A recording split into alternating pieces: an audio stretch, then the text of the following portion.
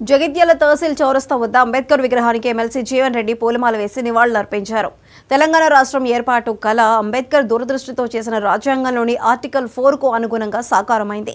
నూతన రాష్ట్రాల ఏర్పాటులో రాష్ట్రాలకు ప్రమేయం లేకుండా కేవలం కేంద్ర ప్రభుత్వ పరిధిలో నిర్ణయం తీసుకోబడే విధంగా ఉండబట్టే తెలంగాణ వచ్చిందని జీవన్ రెడ్డి చెప్పారు. తెలంగాణ ఏర్పడి దశాబ్ద కాలం గడిచినా మనం సాధించవలసిన ప్రగతి ఇంకా ఎంతో మిగిలి ఉంది. తెలంగాణ ఏర్పాటుకు విద్యార్థులు, నిరుద్యోగ యువత బలిదానాలు చేయడంతోనే కేంద్రం స్పందించి విభజన చేసిందని జీవన్ రెడ్డి చెప్పారు.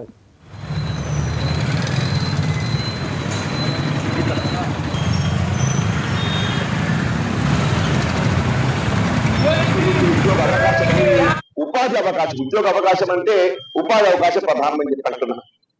సామాజిక తెలంగాణ నిర్మాణం మన ప్రధానమైనటువంటి అంశం, లక్ష్యం అని చెప్పంటున్నా.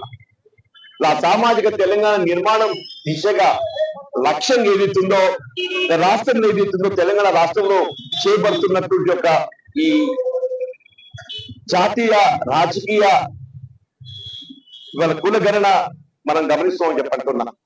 వాస్తవంగా ఈ రాజకీయ కులగణన అనేది కేవలం సర్వేలకే పరిమితం కాకుండా ఇలా మనం పొందేటటువంటి ఈ సర్వే ఫలితాలు ఏదైతుందో వాస్తవంగా ఎవరి హక్కులు వారికి లభించేపడే విధంగా, ముఖ్యంగా సమాజంలో నిరుపేదలు, దళితులు, ప్రధానంగా దళితులు, వాళ్ళు ఎస్సీలే కానివ్వండి, ఎస్టీలే కానివ్వండి, వాళ్ళు తదుపరి బలహీన వర్గాలని చెప్పి అంటున్నా.